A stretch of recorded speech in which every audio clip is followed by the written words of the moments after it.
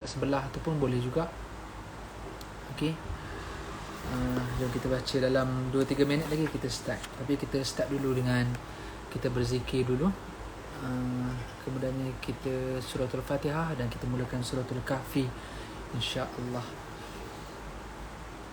Astaghfirullahal azim alladzi la ilaha illa huwal hayyul qayyum wa atubu ilaih.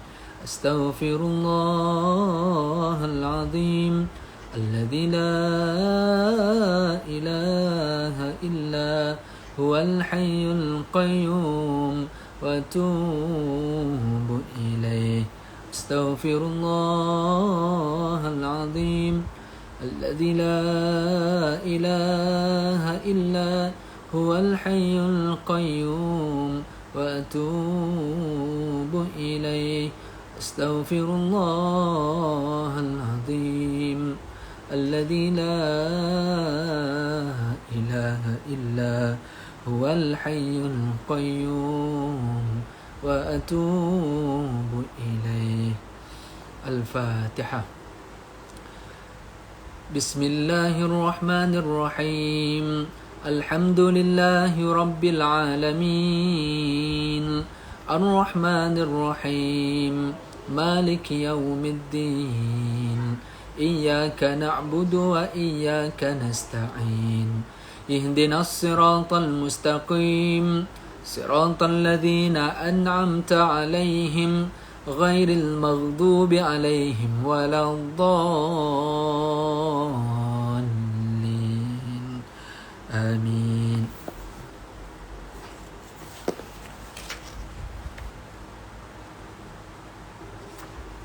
InsyaAllah sampai dah ready kita boleh sama-sama start untuk baca suratul Kahfi. InsyaAllah 110 ayat. Siapa yang ada masa dia nak baca separuh malam ni 50 ayat pun boleh. Nanti esok sambung lagi 60 ayat pun boleh. Yang penting kita baca suratul Kahfi sebab kepentingan suratul Kahfi dia akan bantu dia menjadi benteng kita. Tambahan pula dia akan bantu untuk menjadi benteng kepada fitnah ataupun ujian Dajjal. Bukan semata-mata Dajjal yang akan datang pada tanda-tanda kiamat yang besar nanti, tanda kiamat yang besar nanti, tapi yang kita risau debu-debu ataupun tapak-tapak kaki Dajjal yang dah ada sekarang. Bagaimana kuasa-kuasa besar dunia yang telah menguasai apa sahaja cara pemikiran, cara kehidupan kita hari ini. So kita harapnya kita semua tidak terpedaya dan tidak terganggu dengan gangguan Dajjal yang ada sekarang, apatah lagi Dajjal yang ada untuk penghujung dunia pada hari kiamat nanti. So kita nak sama-sama baca suratul Kahfi insya-Allah. Dalam Al-Quran muka surat 293.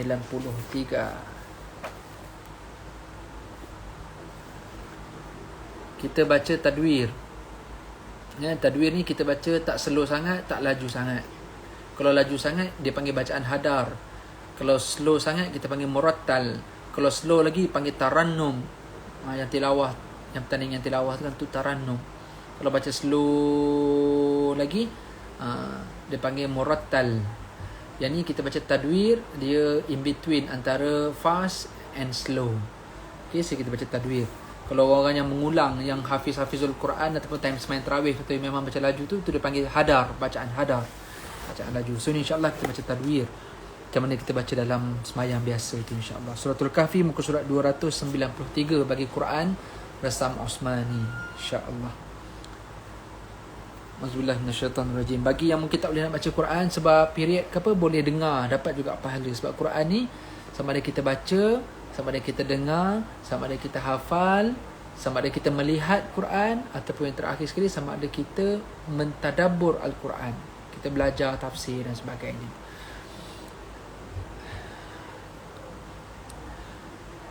A'udzu billahi minasyaitonir rajim. Bismillahirrahmanirrahim. الحمد لله الذي أنزل على عبده الكتاب ولم يجعل له عوجا قيما لينذر بأسا شديدا من لدنه ويبشر المؤمنين الذين يعملون الصالحات أن لهم أجرا حسنا ماكثين فيه أبدا وينذر الذين قالوا اتخذ الله ولدا ما لهم به من علم ولا لآبائهم كبرت كلمة تخرج من أفواههم إن يقولون إلا كذبا فلعلك باخع نفسك على آثارهم إن لم يؤمنوا بهذا الحديث أسفا إنا جعلنا ما على الأرض زينة لها لنبلوهم أيهم أحسن عملا وإنا لجاعلون ما عليها صعيدا جرزا أم حسبت أن أصحاب الكهف والرقيم كانوا من آياتنا عجبا إذ أوى الفتية إلى الكهف فقالوا ربنا آتنا من لدنك رحمة وهيئ لنا من أمرنا رشدا فضربنا على آذانهم في الكهف سنين عددا ثم بعثناهم لنعلم أي الحزبين أحصى لما لبثوا أمدا نحن نقص عليك نبأهم بالحق إنهم فتية آمنوا بربهم وزدناهم هدى وربطنا على قلوبهم إذ قاموا فقالوا ربنا رب السماوات والأرض لن ندعو من دونه إلها لقد قلنا إذا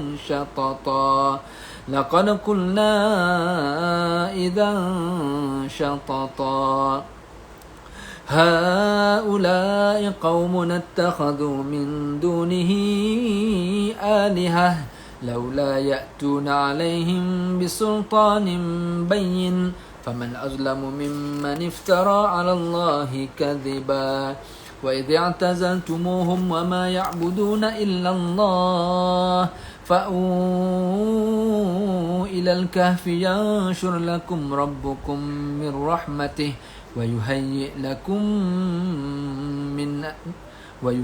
لكم من أمركم مرفقا. Kita masuk lagu lain pula. Laju sikit. Kita baca macam Syekh Shuraim Imam Masjidil Haram. Auzubillahi minasyaitonirrajim.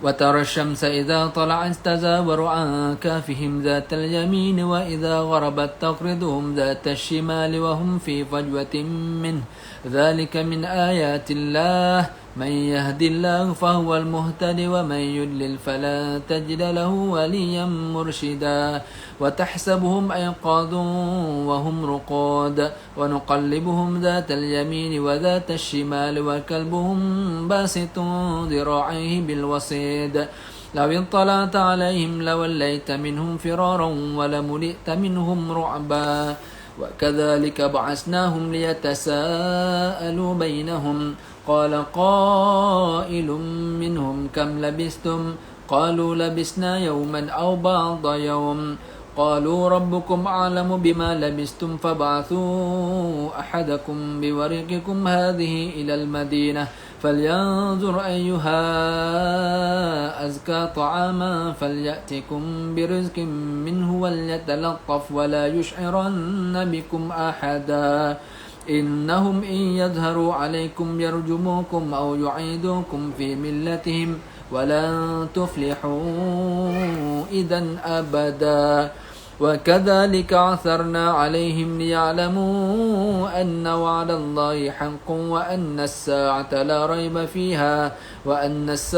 ريب فيها إذ يتنازعون بينهم أمرهم فقالوا بنوا عليهم بنيانا ربهم أعلم بهم قال الذين غلبوا على أمرهم لنتخذن عليهم مسجدا سيقولون ثلاثة رابعهم كلبهم ويقولون خمسة سادسهم كلبهم رجما بالغيب ويقولون سبعة وثامنهم كلبهم قل ربي أعلم بعدتهم ما يعلمهم إلا قليل فلا تمار فيهم إلا مراء ظاهرا ولا تستفت فيهم منهم أحدا ولا تقولن لشيء إني فاعل ذلك غدا إلا أن يشاء الله واذكر ربك إذا نسيت وقل عسى أن يهديني ربي لأقرب من هذا رشدا ولبثوا في كهفهم 300 سنين وازدادوا 9 قل الله أعلم بما لبثوا له غيب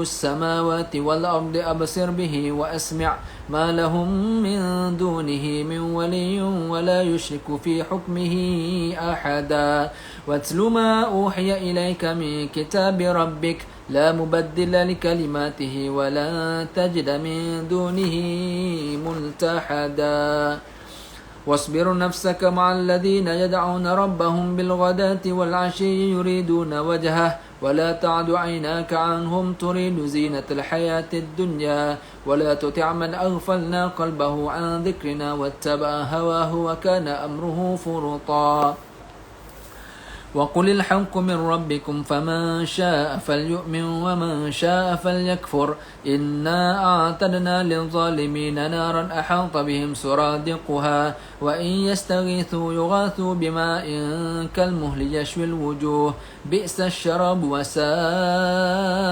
مرتفقا إن الذين آمنوا وعملوا الصالحات إنا لا نضيع أجر من أحسن عملا أولئك لهم جنات عدن تجري من تحتهم الأنهار يحلون فيها من أساور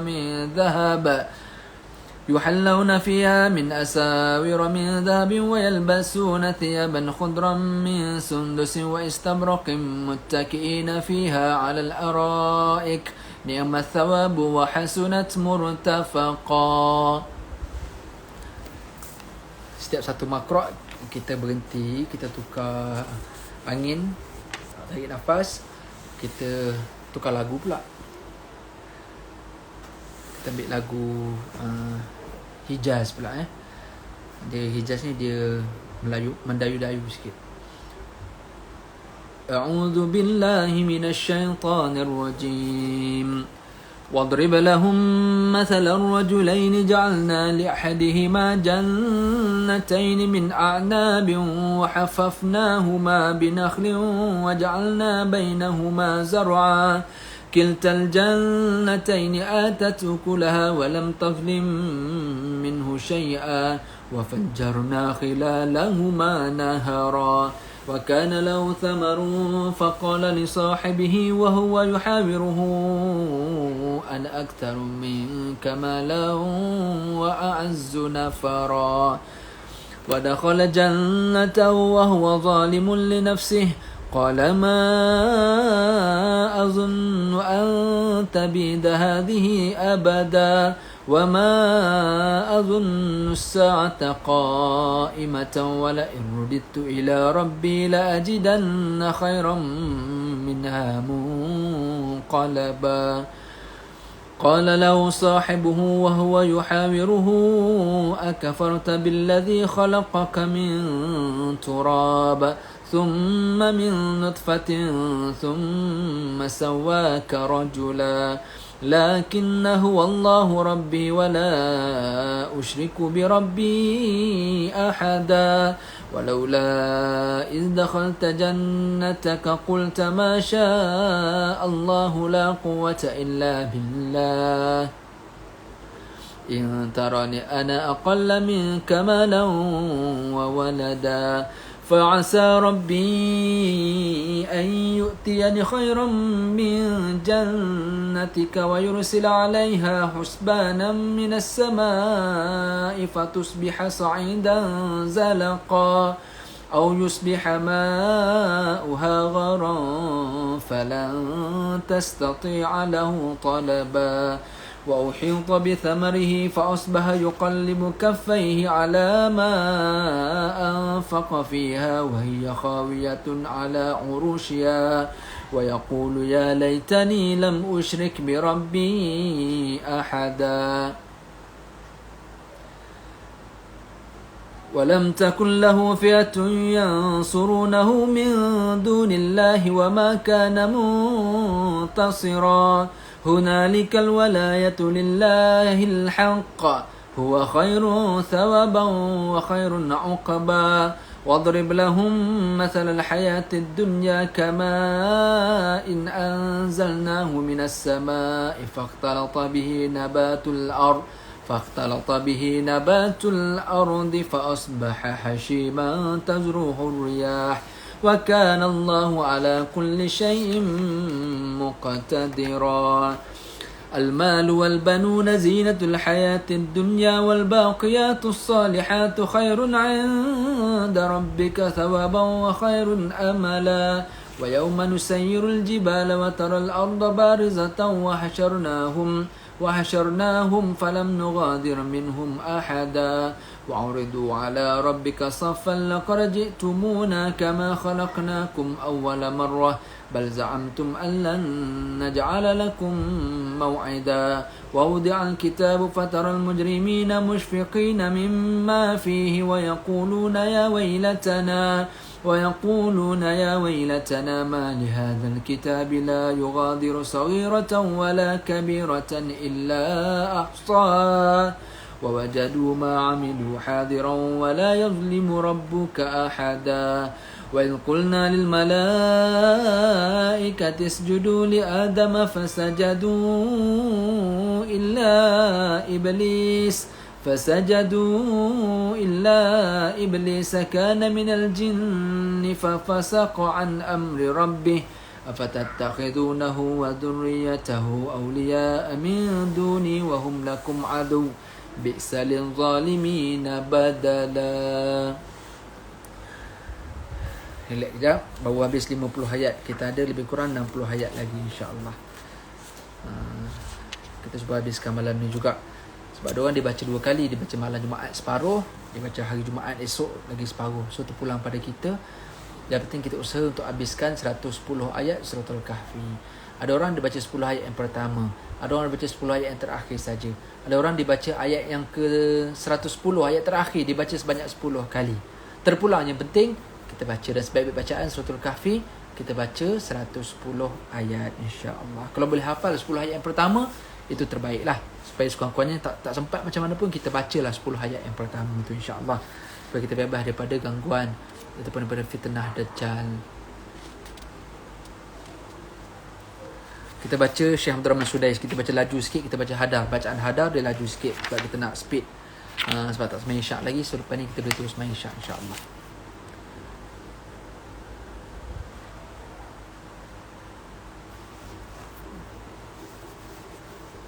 Bismillahirrahmanirrahim. ما أشهدتهم خلق السماوات والأرض ولا خلق أنفسهم وما كنت متخذ المضلين عددا ويوم يقول نادوا شركائي الذين زعمتم فدعوهم فلم يستجيبوا لهم وجعلنا بينهم موبقا ورأى المجرمون النار فظنوا أنهم مواقعوها ولم يجدوا عنها مصرفا ولقد صرفنا في هذا القرآن للناس من كل مثل وكان الإنسان أكثر شيء جدلا وما منع الناس أن يؤمنوا إذ جاءهم الهدى ويستغفروا ربهم إلا أن تأتيهم سنة الأولين أو يأتيهم العذاب قبلا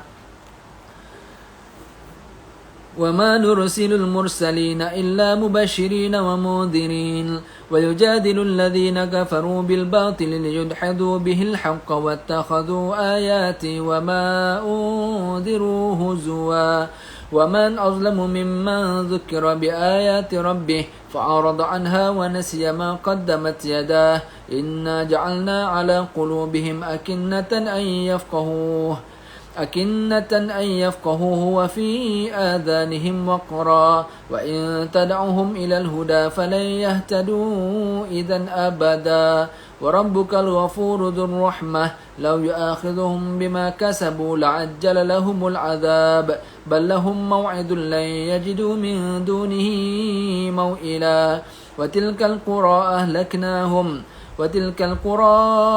أهلكناهم لما ظلموا وجعلنا لمهلكهم موعدا وإذ قال موسى لفتاه لا أبرح حتى أبلغ مجمع البحرين أو أمضي حقبا فلما بلغا مجمع بينهما نسيا حوتهما فاتخذ سبيله في البحر سربا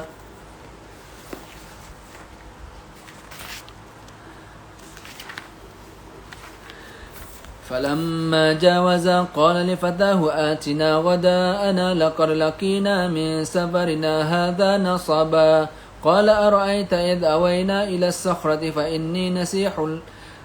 فإني نسيت الحوت وما أنسانيه إلا الشيطان أن أذكره واتخذ سبيله في البحر عجبا قال ذلك ما كنا نبغي فارتدا على آثارهما قصصا فوجدا عبدا من عبادنا آتيناه رحمة من عندنا وعلمناه من لدنا علما قال له موسى هل أتبعك على أن تعلمني مما علمت رشدا قال إنك لن تستطيع معي صبرا وكيف تصبر على ما لم تحط به خبرا قال ستجدني إن شاء الله صابرا ولا أعصي لك أمرا قال فإن اتبعتني فلا تسألني عن شيء حتى أحدث لك منه ذكرا فانطلقا حتى إذا ركبا في السفينة خرقها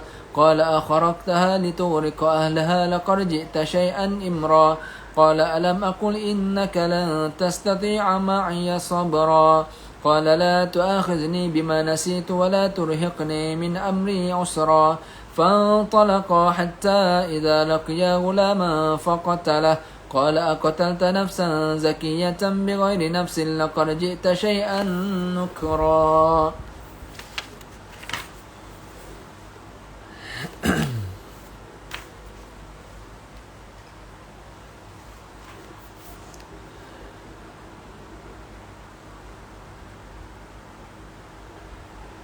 قال ألم أقل لك إنك لن تستطيع معي صبرا قال إن سألتك عن شيء بعدها فلا تصاحبني قد بلغت من لدني عذرا فانطلقا حتى إذا أتيا أهل قرية استطعما أهلها فأبوا أن يضيفوهما فوجدا فيها جدارا يريد أن ينقض فأقامه قال لو شئت لاتخذت عليه أجرا قال هذا فراق بيني وبينك سأنبئك بتأويل ما لم تستطع عليه صبرا أما السفينة فكانت لمساكين يعملون في البحر فأردت أن أعيبها وكان وراءهم ملك يأخذ كل سفينة غصبا وأما الغلام فكان أبواه مؤمنين فخشينا أن يرهقهما طغيانا وكفرا فأردنا أن يبدلهما ربهما خيرا منه زكاة وأقرب رحما وأما الجدار فكان لغلامين يتيمين في المدينة وكان تحته كنز لهما وكان أبوهما صالحا فأراد ربك أن يبلغا أشدهما ويستخرجا كنزهما رحمة من ربك وما فعلته عن أمري ذلك تأويل ما لم تستطع عليه صبرا ويسألونك عن ذي القرنين قل سأتلو عليكم منه ذكرا إنا مكنا له في الأرض وآتيناه من كل شيء سببا فأتبع سببا حتى إذا بلغ مغرب الشمس وجدها تغرب في عين هامئة ووجد عندها قوما قلنا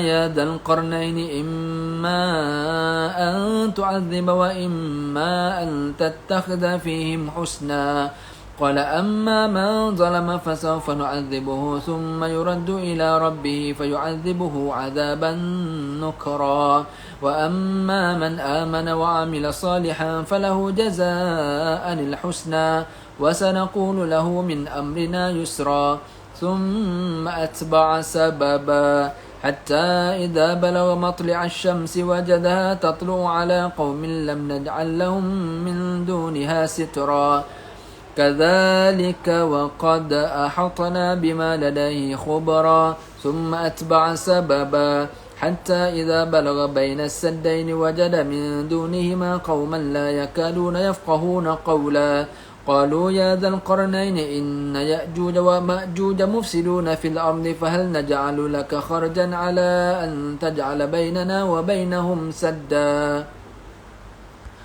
قال ما مكني فيه ربي خير فأعينوني بقوة أجعل بينكم وبينهم ردما آتوني زبر الحديد حتى إذا ساوى بين الصدفين قال انفخوا حتى إذا جعله نارا قال آتوني أفرغ عليه قطرا فما استطاعوا أن يظهروه وما استطاعوا له نقبا قال هذا رحمة من ربي فإذا جاء وعد ربي جعله دكاء وكان وعد ربي حقا وتركنا بعضهم يومئذ يموج في بعض ونفخ في الصور فجمعناهم جمعا وأردنا جهنم يومئذ للكافرين أرضا الذين كانت أعينهم في غطاء عن ذكري وكانوا لا يستطيعون سمعا أفحسب الذين كفروا أن يتخذوا عبادي من دوني أولياء إنا أعتدنا جهنم للكافرين نزلا قل هل ننبئكم بالأخسرين أعمالا الذين ضل سعيهم في الحياة الدنيا وهم يحسبون أنهم يحسنون صنعا أولئك الذين كفروا بآيات ربهم ولقائه فحبطت أعمالهم فلا نقيم لهم يوم القيامة وزنا ذلك جزاؤهم جهنم بما كفروا واتخذوا آياتي ورسلي هزوا إن الذين آمنوا وعملوا الصالحات كانت لهم جنات الفردوس نزلا خالدين فيها لا يبغون عنها حولا قل لو كان البحر مدادا لكلمات ربي لنفد البحر قبل أن تنفد كلمات ربي ولو جئنا بمثله مددا قل إنما أنا بشر مثلكم يوحى إلي أنما إلهكم إله واحد فمن كان يرجو لقاء ربه فليعمل عملا صالحا ولا يشرك بعبادة ربه أحدا صدق الله العظيم.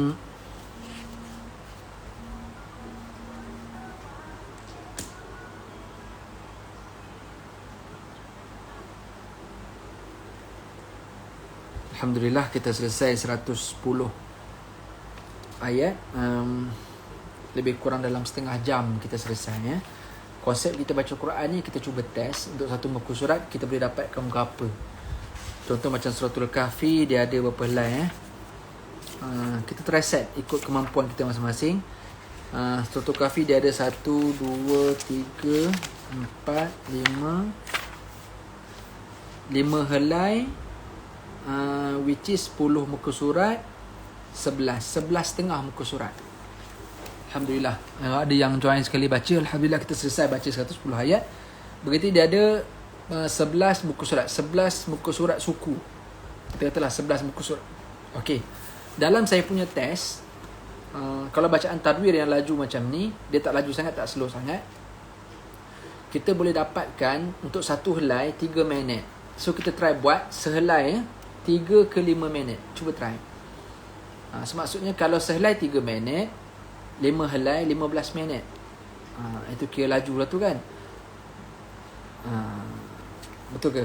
So maknanya satu muka surat lebih kurang 1.5 minit atau 2 minit. So kita try lah. Saya boleh buat lebih kurang satu muka. Kita kalau surah yang senang-senang lah, kita boleh baca satu muka lebih kurang 1.5 minit atau 2 minit. So sehelai dapat lebih kurang 3 atau 4 minit. So kita try lah, kalilah. So kalau 5 helai jadilah 20 minit macam tu. So tadi kita ada berhenti-berhenti kan. So kita baca tadi ada berhenti-berhenti, ada bercakap. So sebab tu kita boleh buat hari ni 5 helai 5 helai setengah, which is 11 muka surat kita boleh habiskan dalam tempoh setengah jam. Alhamdulillah.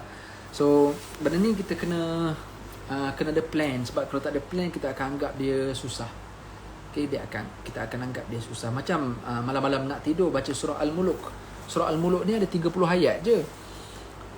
30 ayat tu adalah berapa sangat lah kan. So sebenarnya dalam tempoh 10-15 minit dah boleh selesai dah.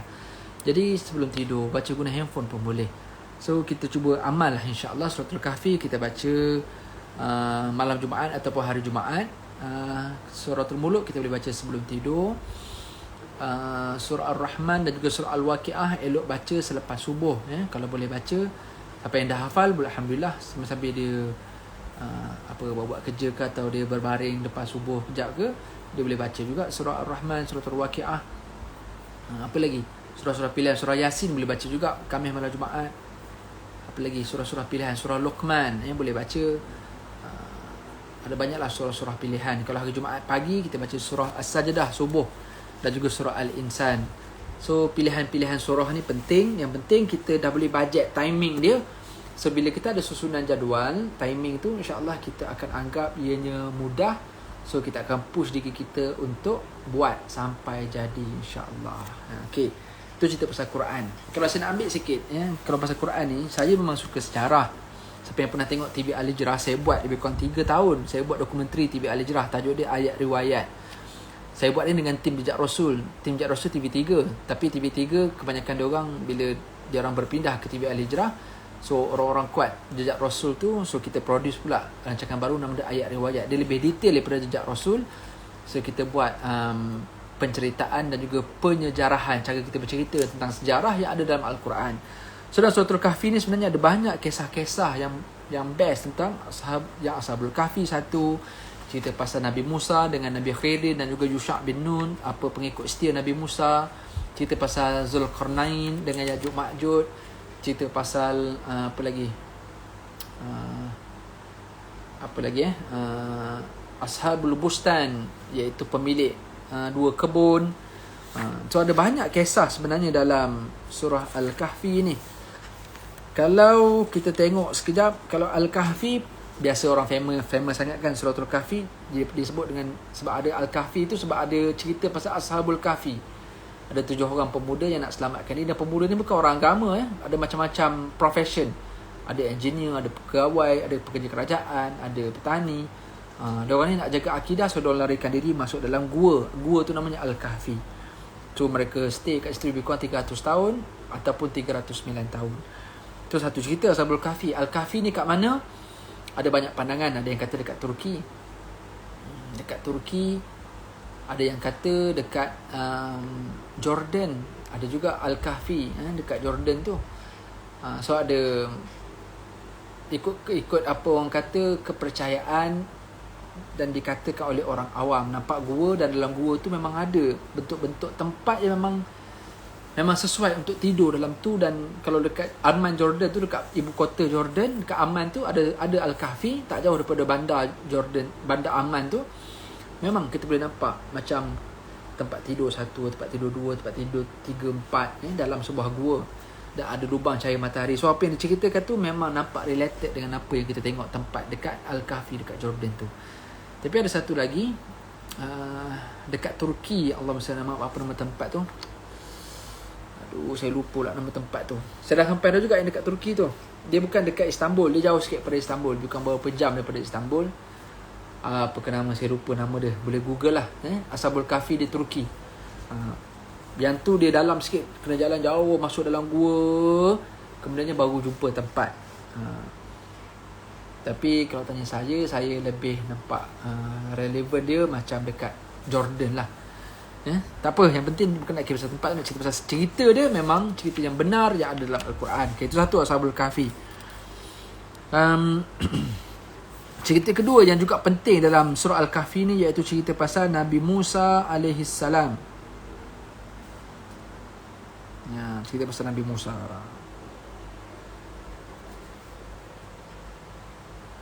Nabi Musa ni dia ni boleh bercakap dengan Allah secara direct, wa kallamallahu Musa taklima. Mukjizat Nabi Musa, dia boleh cakap dengan Allah direct. Sebab tu Bani Israel bila tengok Nabi Musa, mereka macam pelik. Sebab Nabi Musa ni macam cakap seorang-seorang. Sedangkan Nabi Musa sedang berinteraksi, berkomunikasi dengan Allah, dia bercakap macam tu. Nabi Muhammad berbeza. Nabi Muhammad dia tak bercakap macam tu. Nabi Muhammad dia bercakap dalam doa. Kan lain, ni bercakap direct, ni bercakap macam kita bercakap dalam telefon, kita tak dengar suara orang sana, tapi kita tahu orang ni tengah bercakap dengan someone. So Nabi Musa ni macam tu, dia bercakap dengan Allah direct tanpa malaikat Jibril. Jadi Nabi Musa ni dia rasa dia hebat bila dia boleh bercakap dengan Allah. Satu hari dia rasa dia hebat, dia banyak ilmu, so Allah test dia. Allah kata sebenarnya ada seorang ni yang lebih hebat daripada kamu, iaitu kalau dalam tafsir dan juga kebanyakan ahli sejarah menyebut orang yang lagi hebat, yang lagi cerdik, lagi berilmu itu adalah iaitu Nabi Khidir alaihi salam.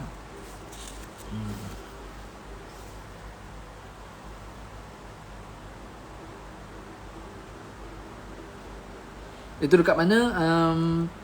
Ayat yang ke-60, 61.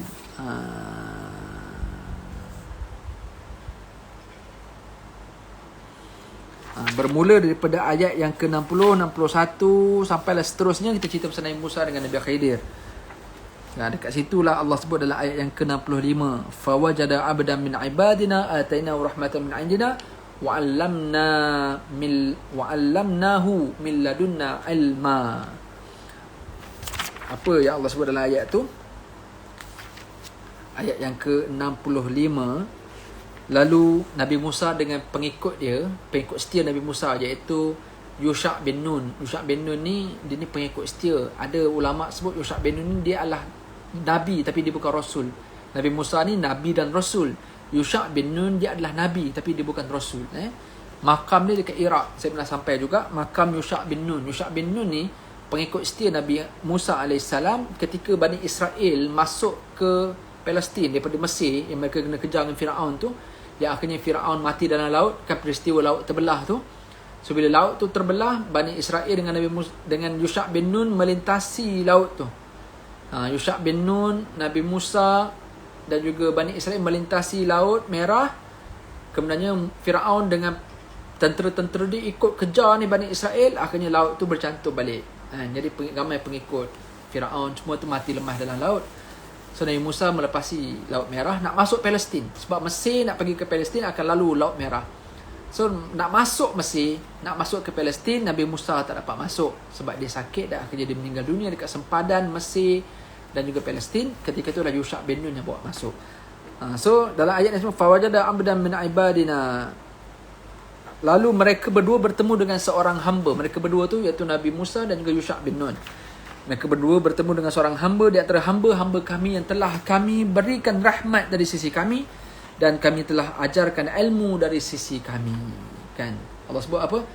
Atainahu rahmatan min 'indina wa 'allamnahu min ladunna ilma.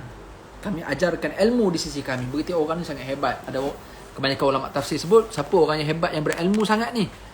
Dipanggil Nabi Khidir alaihi salam. Min ladunna ilma. Daripada perkataan min ladunna ilma itulah akhirnya orang sebut ilmu laduni. Ilmu laduni ni, ilmu laduni ni maknanya ilmu yang sangat hebat lah. Maknanya orang tu, orang terpilih saja yang ada ilmu yang macam tu, yang kadang-kadang kita tak boleh fikir logik. Dia punya decision, dia punya kasyaf, dia punya insting, naluri dia hebat. Orang berilmu yang macam ni, min ladunna ilma. Orang kita panggil ilmu laduni. Jadi Nabi Khidir alaihissalam berjumpa dengan Nabi Musa alaihissalam. So daripada ayat yang ke-60 sampailah kepada ayat yang ke-82. Itu cerita pasal Nabi Musa dan juga Nabi Khidir alaihissalam. Nak dengar cerita Nabi Musa dan Nabi Khidir? Panjang ni.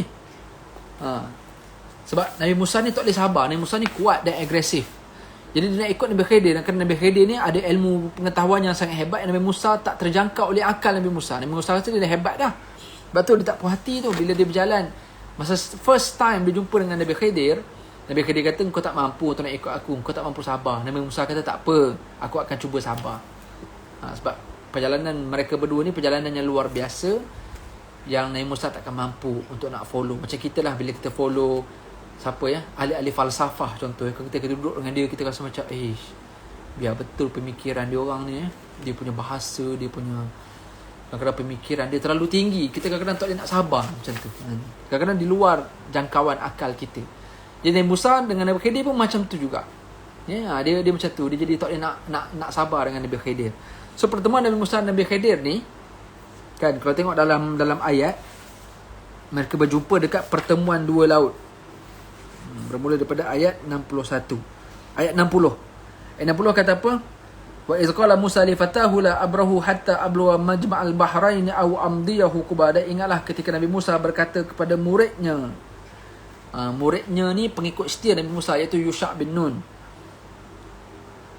Kata Nabi Musa kepada Yusha' bin Nun, aku tak akan berhenti berjalan sebab aku nak cari Nabi Khidir ni sebelum sampai ke pertemuan dua buah laut, atau aku akan terus berjalan bertahun-tahun lamanya. Maknanya pertemuan dua laut, kat situlah akan bertemu dengan Nabi Khidir alaihissalam. Itu yang cerita pertemuan dua laut tu, ulama bincang kan, dua laut tu dekat mana.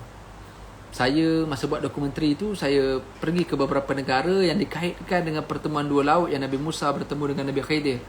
Pertama, pandangan ulama ada yang kata dekat Dumyat. Dumyat ni utara Mesir, sempadan mana darat Sungai Nil, hujung Sungai Nil nak masuk Mediterranean. Kita akan jumpa satu kawasan laut.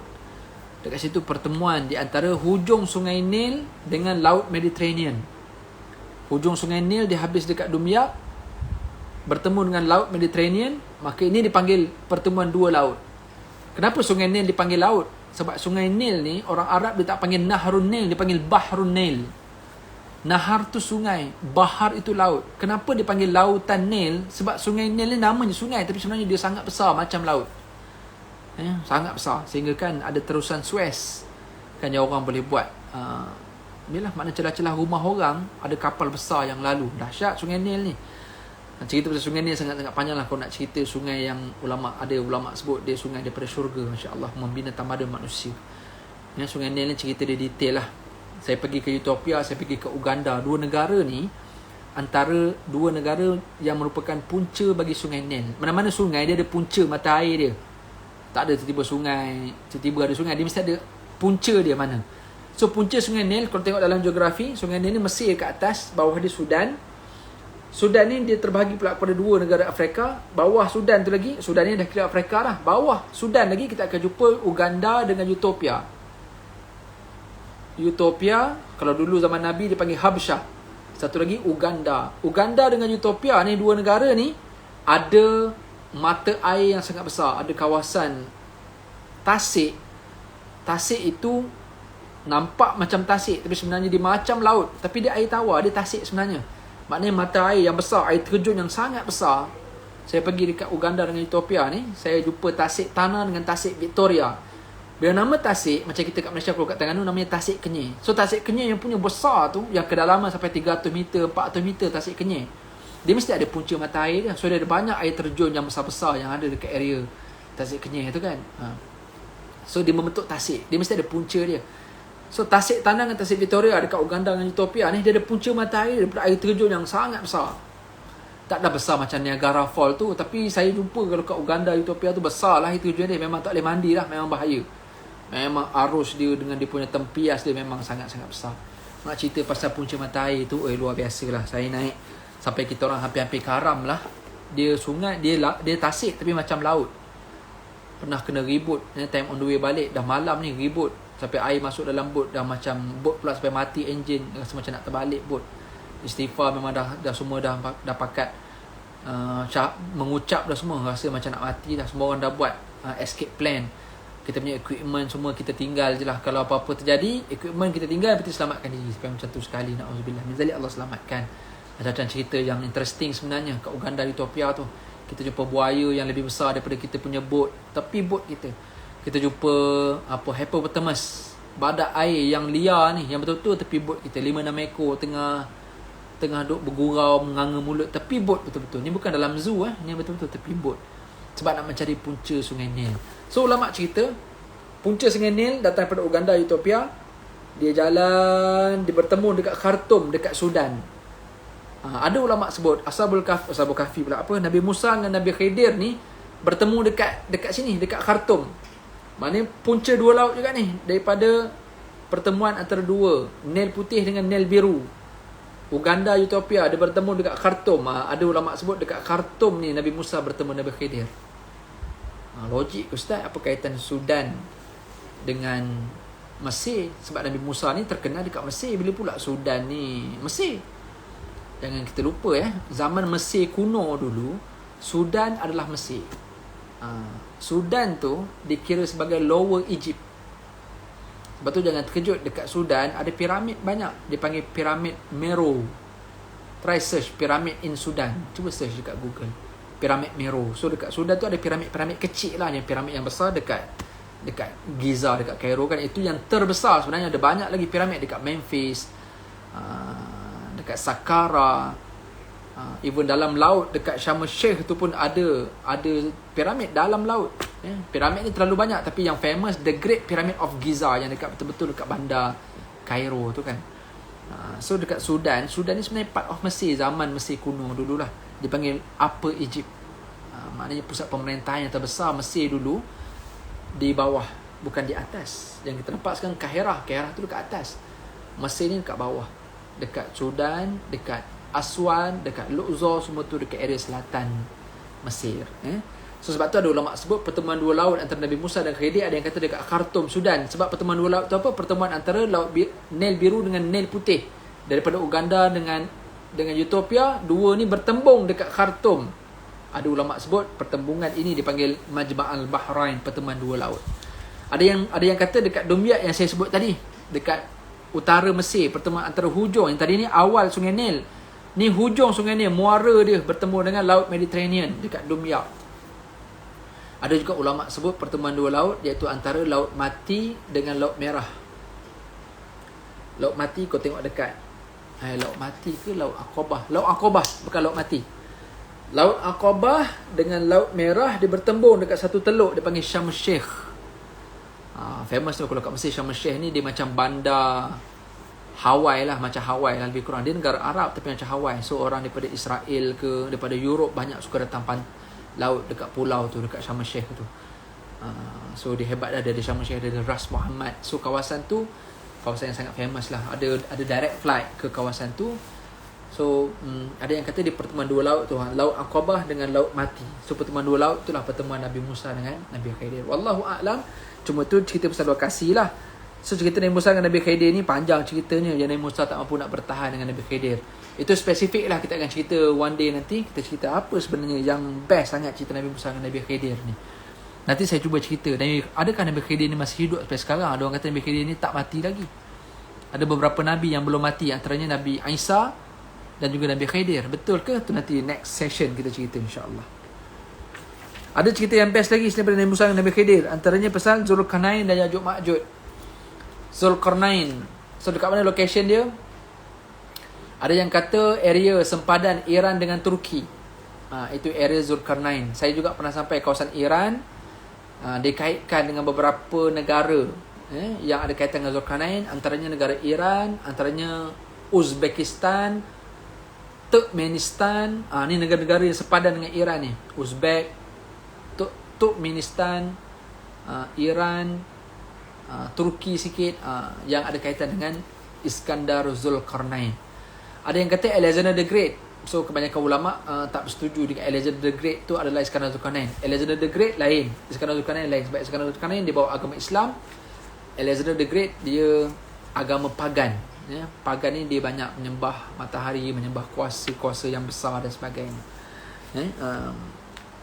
So lain, Alexander the Great lain, Iskandar Zulkarnain lain. Okay, itulah antara tadabbur kita lepas kita habis baca suratul Kahfi. Ini tadabbur sikit pasal beberapa kisah dalam surah Al-Kahfi. Terima kasih banyak-banyak semua yang join malam ni. Tak sempat nak komen. Assalamualaikum Ustaz. Waalaikumsalam. Hello. Oh hello pun ada Apop. Alhamdulillah sihat Pop. Alhamdulillah. Terima kasih semua yang join malam ni. Tak sempat nak baca Hati J84 14/9/2019 sama ada kat airport Jeddah, balik Malaysia selesai haji, tak sangka satu flight dengan Ustaz. Masya Allah, tak sempat kenal kita masa tu. Terima kasih semua yang join malam ni. Kita dah boleh start sembahyang isyak lah, sebab siapa yang join daripada awal tadi kita tak sempat sembahyang isyak lagi. So boleh sembahyang isyak. Dan jangan lupa sebelum tidur baca suratul kahfi juga, insya-Allah. Wa tawassaw bil haqqi wa tawassaw bis sabr. Kita berpesan-pesan dengan kebenaran, kita berpesan-pesan dengan kesabaran, insya-Allah. So jumpa lagi. Terima kasih banyak-banyak. Selamat hari Jumaat. So esok hari Jumaat banyakkan sedekah, banyakkan tadarus, banyakkan selawat Nabi SAW. Esok nanti siapa yang rajin tolong tengok dekat caption konten saja. Saya ada nak buat satu iklan kutipan khas dana banjir untuk Pahang, anjuran syarikat saya dan juga kerjasama dengan MAPIM. So insya-Allah nanti esok nanti ke iklan. Saya harap sangat siapa yang menonton dan tolong sebarkan nanti. Saya nak kutip dana tu untuk kita untuk sumbangan. Kita akan start pergi next week insya-Allah selama 2-3 minggu ke Pahang bagi selesaikan masalah banjir dan juga golongan-golongan yang memerlukan di sana, insya-Allah. So tolong support nanti untuk kutipan dana ni, insya-Allah.